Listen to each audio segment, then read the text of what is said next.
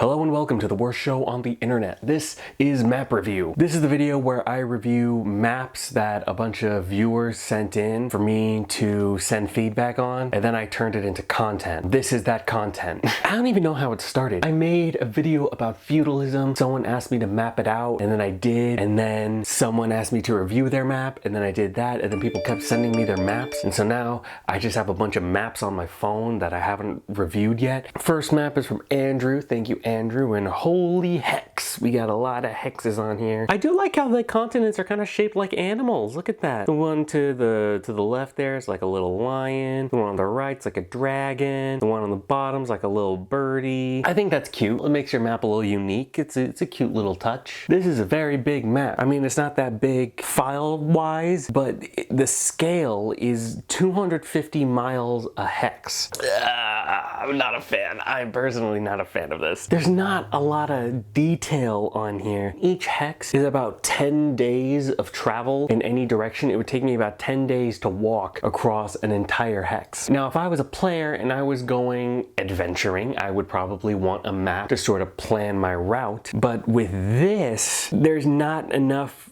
real detail on here in order to inform what my adventure would be like, and it wouldn't help my planning process out that much. I just think it's too much though.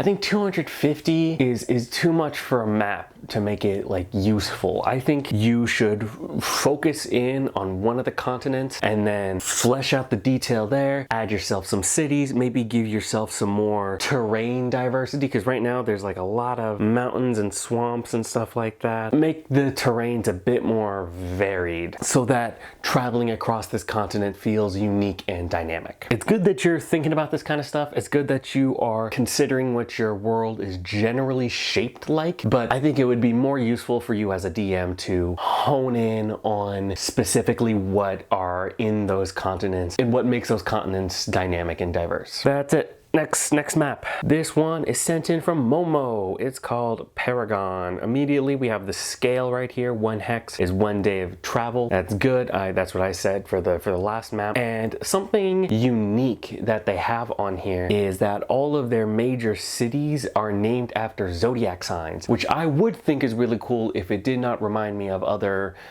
media. But I think it's a cool, unique thing. It distinguishes your world from all the other worlds. I don't feel like I would see this in someone else's world design. It is a little cheesy, but I think if you own the cheesiness of it, it could be really fun. If I was a player in this campaign, I would want to go explore all the different cities to see what makes them unique. The cities are what really stands out to me. I feel like the cities are something that really pops out. It does feel a little small, which is the opposite advice I had from the last map, but I think this map would be a good continent map, and then having other continents somewhere in the world that have yet to be discovered should probably be the way to go. Another thing, I'm looking at all these cities and they are all coastal. Each city is either on the coast of the ocean or on the coast of a lake. While yes, the majority of human civilization is on some kind of water, not all of them are on the coast. Think about like Europe. You have London, which is inland and meets a river. France, same thing, it's inland, meets a river. You have Rome, which yes, is on the coast. But then you have like stuff like Berlin, Prague, and Moscow, which they're more landlocked. And I think having a healthy dose of landlocked cities could help distinguish them from all the other cities. I think that's my concern, is that you added 12 cities into this continent, and assumably you added them all at once, which makes me worry that you haven't set the cities apart from each other in some meaningful way, except for the name and obviously the identity they have with their star sign. How are they different based off of the terrain that they're on? How are they different culturally? How are they different based off of the leadership? Do they all pick their leaders the same way, or is it a different way? How does their way of life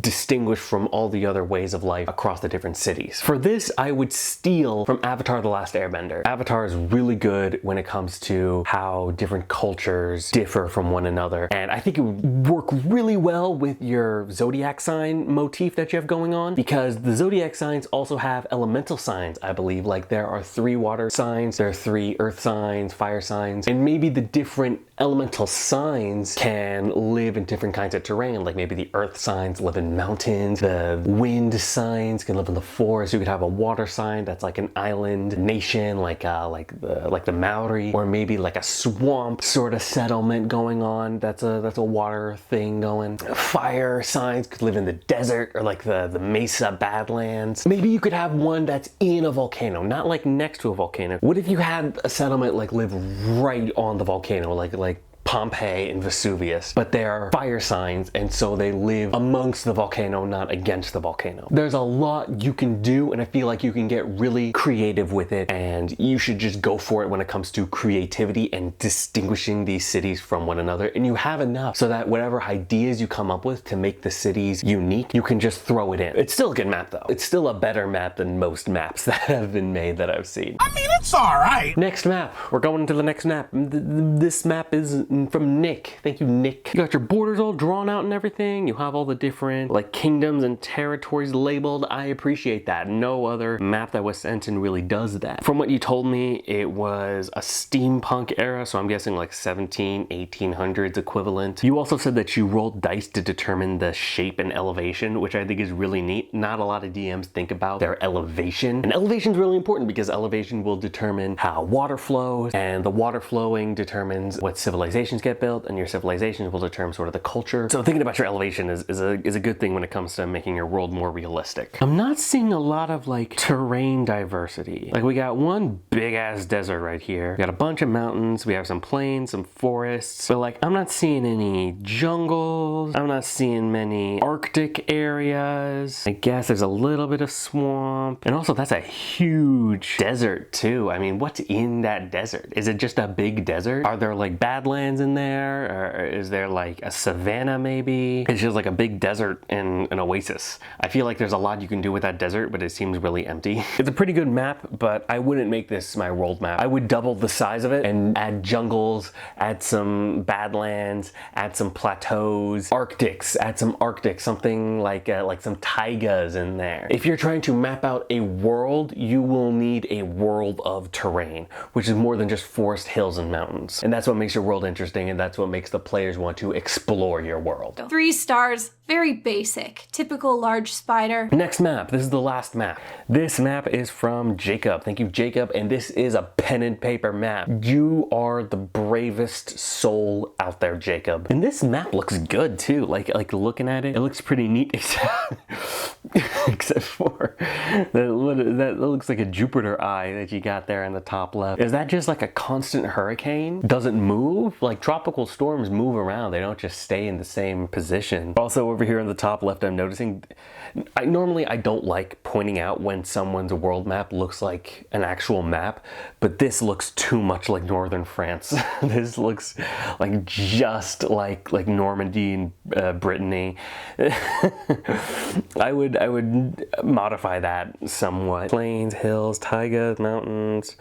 Not seeing any jungles. Gotta have yourself some jungles. Jungles are like the most interesting thing that you can include in a world. Just think about how much stuff is in like the real life Amazon. All of the undiscovered species in the Amazon, species that we have yet to discover, and the different natural occurrences that can happen in the jungle. And then you add like magic of a fantasy world into that jungle. It can be insane. Put some jungles in your world. Also get some savannas in there. Get like an Africa. Like your worlds should not just be Europe's. You should also have some Africas. You should have some Americas, some Asias in there. Make it feel like there's an entire world in your world, not just a big Europe. I also okay. I also noticed you have just a rift. What is the rift? I'm very confused about the rift. Is it like a canyon? Is it like a big cut into the earth? Because that is huge. That rift is like the size of Rhode Island. This is what the Grand Canyon looks like to scale with the rift you have drawn on your map. And have you been to the Grand Canyon? See, a part of me is anti-Rift because it reminds me of like someone's like younger cousin who's making a D&D world and they go, yeah, there's this massive rift in the world and it's like 10 times bigger than the Grand Canyon. But also I am pro-Rift because if you have thought through the implications of this rift, the possibilities of it and like what could be included inside of it, that really intrigues me as a player. I'm caught between having Rift or no Rift. I would say keep the Rift if you're going to make it interesting, unless it's just like a big cut in the world and it's just like big Grand Canyon, like Grander Canyon, then I don't really see how that adds to your world. But if you make it like this really unique rift, maybe you have like a city inside of the rift, or maybe there's like monsters that crawl out of the rift or something like that. Make it something interesting that no other player would see in any other D&D world, then I will be pro rift. That is my assignment to you. And also please,